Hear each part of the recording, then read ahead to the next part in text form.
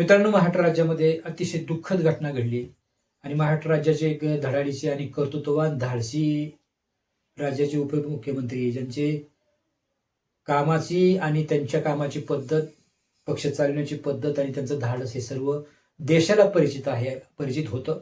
आणि असे महाराष्ट्र राज्याचे उपमुख्यमंत्री, राष्ट्रवादीचे नेते अजितदादा पवार यांचा एक दुर्दैवी मृत्यू झालेला आहे. आणि मन हेलावून टाकणारी, काळीज हेलावून टाकणारी आणि अख्खा महाराष्ट्र हळहळतोय अशी घटना घडलेली आहे. अजितदादा पवार यांचा मृत्यू झालेला आहे. सांगताना अतिशय वाईट वाटतंय आणि कुठेतरी महाराष्ट्राची फार मोठी हानी झाली आहे. आणि महत्त्वाचं म्हणजे जिल्हा परिषद आणि पंचायत समिती निवडणुका सुरू आहेत आणि त्या प्रचारासाठी दादा बारामतीत येत होते.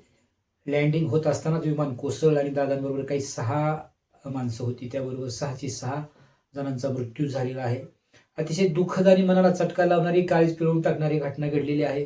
दादांचं कार्य, दादांनी सांभाळलेलं राज्य, दादांनी सांभाळलेली बारामती, दादांनी सांभाळलेलं पूर्ण देशात असणारी दादांची इमेज पूर्णपणे हे जर पाहिलं तर अतिशय वाईट वाटतं आणि महाराष्ट्राची फार मोठी हानी झालेली आहे.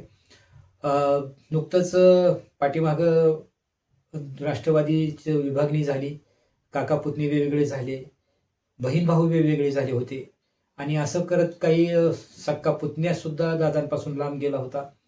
आणि आता नुकतेच जिल्हा परिषदेच्या निवडणुकांमध्ये दोन्ही राष्ट्रवादी एकत्र आल्या, काका पुतणे एकत्र आले, बहीण भाऊ एकत्र आले, ताई दादा एकत्र आले. युगेंद्र पवार सारखा पुतण्या सुद्धा पुन्हा दादांच्या जवळ आला. रोहित पवारांसारखी सुद्धा ती संपूर्ण पवार फॅमिली एकत्र आली होती. जसं काय असं वाटतंय की असं पुढे घटना घडणार होती म्हणूनच पुन्हा एकत्र आले की काय, असं वाटायला लागलंय. पूर्ण बारामती, महाराष्ट्र आणि देश हळहळतोय. अतिशय दुःखद घटना घडलेली आहे. सकाळी 9 ते 9:15च्या दरम्यान ते विमान कोसळलं आहे आणि विमान कोसळून विमानाने पेट घेतला आणि पेट घेतल्यानंतर नागरिक धावले, पोलीस प्रशासन धावलं, सर्वांनी प्रयत्न केला, दवाखान्यात ॲडमिट केलं. पण आता नुकतीच बातमी येते की अजितदादा पवार यांचा मृत्यू झालेला आहे, दुर्दैवी मृत्यू झालेला आहे. अतिशय वाईट घटना आहे. जास्त पुढे काय बोलत नाही, थांबतो.